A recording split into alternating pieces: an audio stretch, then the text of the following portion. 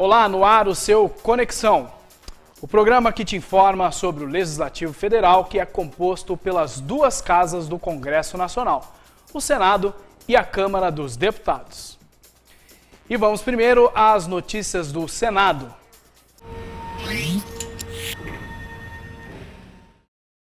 O segundo turno acirrado entre os candidatos à presidência da República e os reflexos da disputa na população dominaram os discursos na sessão de ontem do Senado. Acompanhe.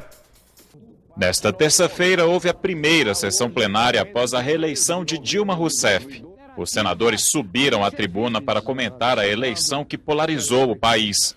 Um dos assuntos foi o mapa com a votação para presidente por estados. Esses mapas são uma fraude e apenas servem para reforçar o preconceito, realçar a estultícia de setores abduzidos pelo fascismo em sua formulação primária e bruta.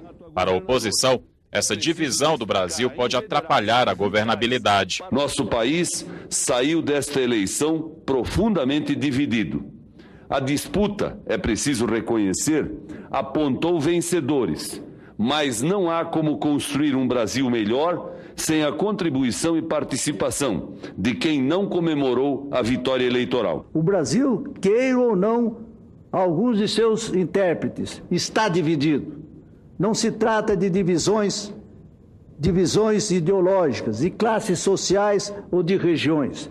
Trata-se de divisão de conceitos e de propósitos, de valores e princípios, de programas e de capacidade operacional. Os que assim não pensam são minoria e não entendem o que é democracia. Já a base de apoio do governo criticou a ideia de separação geográfica e exaltou o processo democrático. Não há secessão entre Norte e Sul. Estados que deram a vitória ao candidato da oposição também tiveram a manifestação de milhões de brasileiros a favor de Dilma. E o inverso aconteceu. É reprovável a ideia e é falsa a ideia de que o Brasil está dividido após as eleições. Houve tão somente uma divisão eleitoral. Metade dos brasileiros foi às urnas manifestar suas preferências políticas. Encerrado o pleito, totalizados os votos, vence quem conseguiu a maioria. E os cidadãos, independentemente de a quem confiaram seus votos, seguem em frente, após o resultado, trabalhando, tocando o país para frente e cobrando resultados do novo governo. Esse é o espírito da democracia. E após o fim das eleições, a reforma política retornou à pauta do Senado e já provoca polêmica. O assunto divide até parlamentares da base aliada do governo. Uns preferem que a população seja consultada por meio de plebiscito antes do Congresso. Outros defendem que os brasileiros decidam os pontos da reforma por referendo, depois das propostas dos parlamentares. Após ser reeleita com apenas 3.400.000 votos de diferença, a presidente Dilma Rousseff admitiu que o país precisa de mudanças e que a reforma política é a mais urgente. Nós vamos encontrar a força e a legitimidade exigida neste momento de transformação para levarmos à frente a reforma política. O assunto repercutiu no Congresso. Eu acredito que será o item 1 da pauta do próximo parlamento a partir do próximo ano. Que o país precisa de reforma política, ninguém discorda. Quando acaba a eleição, aí vem o choro. A reforma política, a reforma política, a reforma política. Só depois que acaba a eleição e dura, como éter, joga para cima, o vento leva. Amanhã ou depois de amanhã, todo mundo se acomoda com o status quo. Olha, eu me reelegi, deixa quieto, tá bom. O problema é como fazer. Dilma defendeu a reforma política por meio de um plebiscito, uma consulta à população antes de o Congresso decidir. Essa questão se será plebiscito ou referendo é uma questão técnica. Fundamental é a reforma política com a participação da sociedade. E a maneira tecnicamente mais recomendável de fazer, o Congresso saberá decidir sobre isso. A oposição discorda do plebiscito. Em matéria de consulta popular, o referendo seria ideal. Afinal, não há como desautorizar o Congresso recém-eleito. Ele está autorizado a realizar a reforma política. Os petistas apoiam a iniciativa da presidente. No caso do referendo, o Congresso primeiro decide, discute e muitas vezes sob a ótica do interesse dos parlamentares, para depois a sociedade dizer se concorda ou não. Enquanto no plebiscito a sociedade decide e o Congresso Nacional adapta a legislação a essa decisão. Então, eu creio que é mais democrático. Mas quando o assunto é reforma política, a base do governo não permanece unida. Os presidentes da Câmara e do Senado, ambos do PMDB, preferem um referendo. A reforma política ela é bem-vinda, porque é uma reforma que se impõe hoje mais do que nunca. Mas nós estamos aí com o parlamento recém-saído das urnas, com parlamentares, deputados, senadores, representantes do povo brasileiro legítimos pelo voto popular para fazer exatamente isso. Você fazer um plebiscito, responder sim ou não e depois o Congresso votar, é uma coisa que delonga. O referendo não, você vota a lei e depois referenda ou não a lei com a sociedade. O plebiscito é um compromisso de campanha da presidente Dilma Rousseff com organizações que defendem uma constituinte exclusiva para a reforma política. Em setembro, o movimento coletou mais de 7,5 milhões de assinaturas a favor da constituinte e agora pede apoio do Congresso para realizar um plebiscito oficial. No ano passado, a presidente Dilma já tinha sugerido um plebiscito sobre a reforma política depois das manifestações de junho, mas o impasse entre os parlamentares impediu a decisão. Ela não está propriamente abrindo o diálogo, ela está insinuando uma provocação. Acho que não é um bom começo. O Congresso, se não concordar, que derrote essa ideia. Depois de mais de 25 anos de Constituição Cidadã, a reforma política já se torna algo imprescindível para a evolução do país. E vamos continuar falando de política. O resultado das urnas vai obrigar a uma nova acomodação das forças políticas no Congresso Nacional. Na Câmara, mais 6 legendas entram em cena. No Senado, partidos médios ganham peso. Vamos ver. Em fevereiro do ano que vem, quando tomam posse os novos parlamentares, o Senado terá 17 partidos, um a mais do que a atual bancada. É o PPS. Considerando 81 cadeiras, ter 17 partidos realmente é um exagero. As 3 maiores bancadas permanecem com PMDB, PT e PSDB, mas os partidos perdem senadores. O PMDB cai de 20 para 19, o PT de 14 para 13 e o PSDB de 12 para 10. Os grandes partidos obtiveram as maiores bancadas entre esse terço que foi eleito. Nós tivemos também uma participação dos partidos pequenos, mas ela refletiu em grande medida a distribuição que já havia na casa. O PCdoB também diminuiu a bancada em um representante, mas o partido que mais perde senadores é o PTB, 3. O PSB sobe de 4 para 6 cadeiras. E o partido que mais cresce é o PSD, que ganha 3. Esse crescimento de partidos médios é um fenômeno que aconteceu no Senado e na Câmara. Foi uma decisão da população no sentido de, vamos dizer assim, pulverizar mais ou reduzir um pouco a importância desses partidos que há anos lideram ou se revezam na presidência do Senado. PDT e Democratas ganham um senador cada e 7 partidos mantêm as bancadas: PP, PR, PROS, PSOL, Solidariedade, PRB e PSC. O PPS volta a ter um representante no Senado. Na Câmara, as grandes legendas também continuam com as maiores bancadas, mas o número de partidos aumenta de 22 para 28, o que para os analistas deve dificultar as relações com o governo. Houve uma pulverização absurda e que decorreu basicamente de alianças ou coligações em eleições proporcionais de partidos com visão ideológica e programática diametralmente opostas e um crescimento exponencial de pequenos partidos. Então isso vai reforçar a necessidade de uma reforma política. Agora, a segurança pública. O plenário do Senado aprovou ontem a medida provisória 650, que concede aumento de 15,8% a agentes escrivãs e papiloscopistas da Polícia Federal. A MP precisava ser aprovada nesta terça-feira para não perder a validade.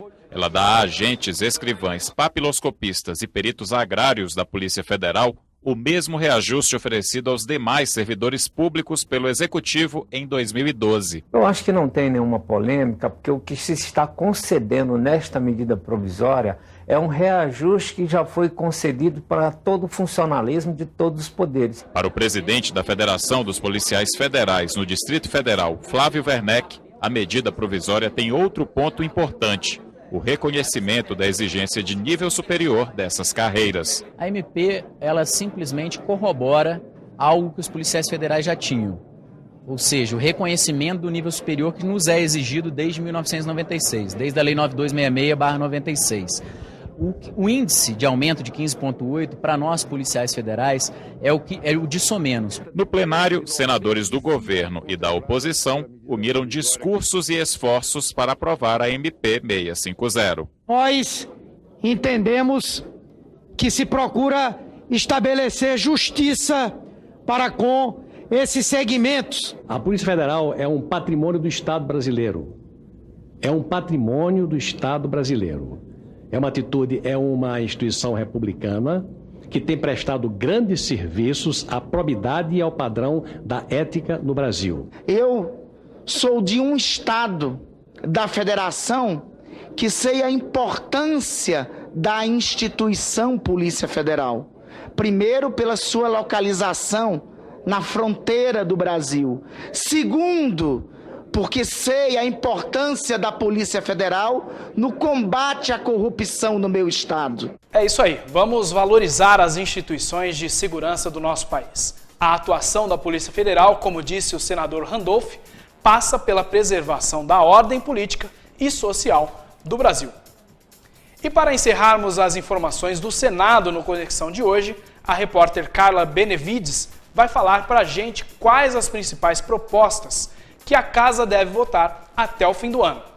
Além das medidas provisórias que estão trancando a pauta, os senadores devem votar agora, após as eleições, o projeto que prevê a aposentadoria especial dos servidores públicos com deficiência e a proposta que estabelece a guarda compartilhada dos filhos em caso de separação dos pais. A lei de licitações também deve entrar na pauta até o fim deste ano, assim como os projetos que alteram o Código de Processo Civil e o de Defesa do Consumidor. O analista político do Departamento Intersindical de Assessoria Parlamentar, Antônio Queiroz, lembra ainda que os parlamentares têm outros desafios até o fim deste ano. O próprio orçamento, e a lei de diretriz orçamentária não foram aprovados. E, além desses, eu acho que deve ganhar impulso a política de recuperação do salário mínimo, que vence agora a partir de janeiro do ano que vem, embora o governo tenha, o próximo governo, até 31 de dezembro do ano que vem para apresentar, muito provavelmente vai ser pautado agora. Além disso, tem a regulamentação do trabalho doméstico, foi aprovada a PEC, mas não regulamentada, e a definição do que vem a ser trabalho degradante em função da regulamentação daquela PEC do trabalho escravo. A pauta e a data para a retomada dessas votações ainda serão decididas entre o presidente do Senado, Renan Calheiros, e os líderes partidários, mas essa reunião ainda não foi marcada. E agora vamos aos assuntos da Câmara dos Deputados. No Dia do Servidor Público, entidades pediram diálogo com a presidente reeleita Dilma Rousseff. Elas querem votar logo o fim da contribuição previdenciária para aposentados e a aposentadoria integral por invalidez. Acompanhe. Para marcar a data e tentar garantir a votação de matérias de seu interesse, os servidores promoveram uma manifestação aqui na Câmara. Eles querem que os deputados votem o fim do recolhimento da Previdência para aposentados e também a aposentadoria integral por invalidez. Já está há mais de 2 meses aprovada, por consenso no Colégio de Líderes, a apreciação da PEC 555, que diz respeito ao desconto do INSS, ao fim do desconto do INSS. não há razão nenhuma de que esta PEC não possa ser apreciada, até mesmo como uma forma de comemorar o Dia do Servidor Público, que seria um importante presente para estes que constroem os serviços públicos e que tem que ser assegurado direitos, salários e, sobretudo, condições de aposentadoria. Os servidores não escondem o descontentamento com a presidenta Dilma, mas estão dispostos a sentar à mesa de negociações. Nós tivemos uma amostra do último governo, né, que ela não valorizou o servidor, não teve uma mesa de negociação, não chamou os servidores para negociar, enfrentou uma greve muito dura em 2012 e mesmo assim não veio para o lado do servidor, deu um aumento abaixo da inflação, né? Então teve um arroxo salarial.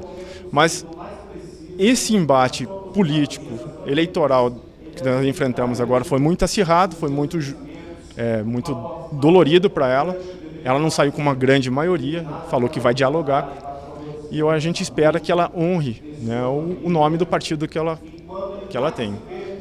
O novo Código Florestal começou a ser discutido na Câmara dos Deputados em 1999 e foi aprovado há pouco mais de 2 anos, em meio a muita discussão. De um lado, defensores do agronegócio, do outro, ambientalistas. E o resultado disso? A análise de projetos que modificam a lei. Entre as maiores polêmicas da época da votação do Código Florestal estava o artigo que trazia as regras para a recuperação das áreas de preservação permanente, as APPs. Ele acabou sendo vetado. Para o governo, na prática, o texto concedia uma anistia a produtores rurais que tivessem desmatado antes de 2008. Pois agora a Câmara analisa um projeto de 2013 que permite a alteração dos limites das APPs localizadas nas áreas urbanas. Pela proposta, as mudanças nesses limites poderiam ser feitas por meio de planos diretores elaborados por prefeituras e por meio de leis do uso do solo. O Código Florestal não regulamenta as APPs localizadas nas cidades. Ele define a APP como área protegida com a função de preservar os recursos hídricos, a paisagem, a estabilidade geológica, a biodiversidade, o fluxo de fauna e flora e o bem-estar das populações humanas.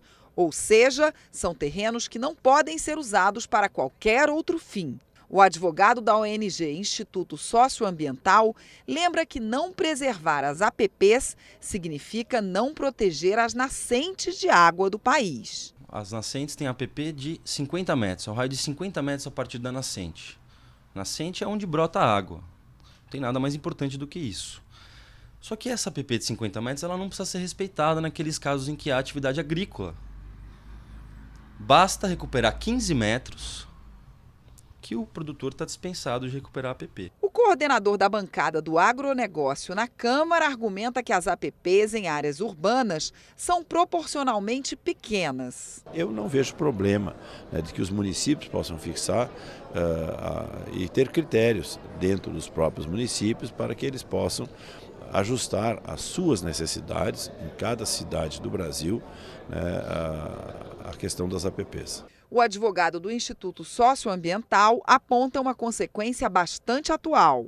Preferiu-se o lucro imediato e a gente está vendo aí crise de água no Brasil, que esse ano ela está grande, mas ano que vem a gente vai ver ela muito maior. Os proprietários de terra poderão ficar desobrigados de anotar as chamadas reservas legais no registro de imóveis, caso outro projeto em análise na Câmara seja aprovado. Atualmente, os fazendeiros têm a obrigação de averbar, ou seja, anotar a existência de uma reserva legal no registro de sua propriedade rural. A proposta torna essa averbação desnecessária. O autor argumenta que hoje os imóveis rurais já contam com o Cadastro Ambiental Rural, o CAR. O problema é que faltam técnicos e infraestrutura adequados nos estados para implantar o cadastro. O coordenador da bancada do agronegócio defende ainda a aprovação de um outro projeto, o que prevê o pagamento de serviços ambientais a produtores rurais que deixem de produzir em áreas protegidas. E ele faz uma comparação. A preservação da floresta amazônica, eu entendo que aquilo é um patrimônio, dizem que é um patrimônio da humanidade, não é apenas do Brasil.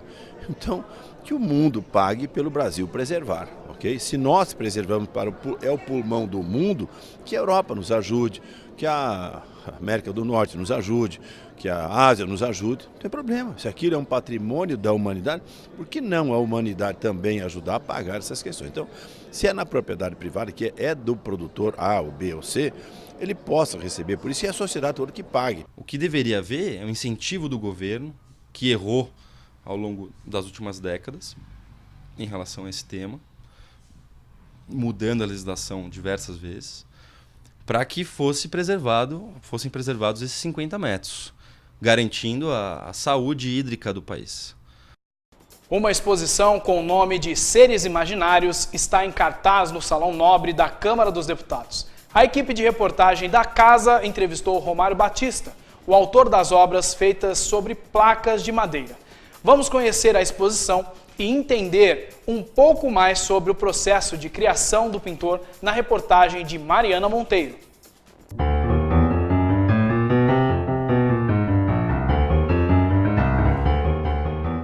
Em traços geométricos e em preto e branco, Romário Batista retrata seres do folclore brasileiro e do mundo todo. Estão aqui o boitatá, o curupira, o chupa-cabras, bem brasileiros, mas também o bicho-papão, o lobisomem, mais anglo-saxões, e até a assustadora Medusa da mitologia grega. Até São Jorge o Dragão entraram para o panteão das lendas. Tudo guardado no imaginário do baiano radicado no Espírito Santo desde que ele era pequenininho. Quando eu era pequeno, eu ficava ali na casa dos meus avós, dos meus tios e avós, contavam essas histórias desses seres lendários, né? Imaginários, tipo lobisomem, a caipora, etc. Esses seres. E eu fui crescendo e fiquei com esse negócio na cabeça. Falei, um dia eu vou bolar alguma coisa disso, né? Romário é autodidata, aprendeu a pintar sem ter frequentado uma escola de arte. Mas quando você olha a obra dele, você percebe que estão ali referências tiradas da história da arte. Por exemplo, esse lobisomem está de perfil, como na arte egípcia da antiguidade. E você consegue ver características do cubismo nesse chupa-cabra? A cara dele é desconstruída, os olhos não estão onde deveriam estar. Como numa obra de Picasso, por exemplo.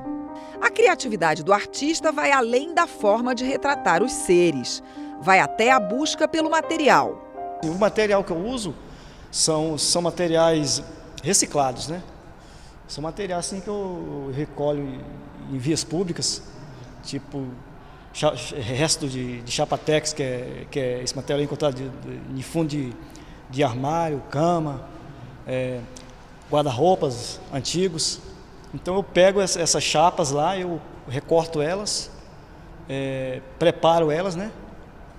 Aí depois que eu faço isso, eu já com o tema em mente, com o tema na minha cabeça em mente, eu faço o esboço em um papel, tal, e dali eu passo a lápis para chapatex, que é essa folha. Aí depois que eu passo o lápis, eu pinto com essa tinta esmalte sintética, que eu uso o branco no preto, que aí dá mais assim, sobressai mais a obra, né, as pinturas. Romário acha que expor na Câmara dos Deputados dá grande visibilidade a qualquer artista. Eu acho assim que o artista, depois que ele já bota o seu projeto aqui, mesmo que ele já participou também de grandes outros espaços, mas aqui o artista está já com um caminho aberto, né? E por hoje é só. Obrigado pela sua companhia. Até a próxima.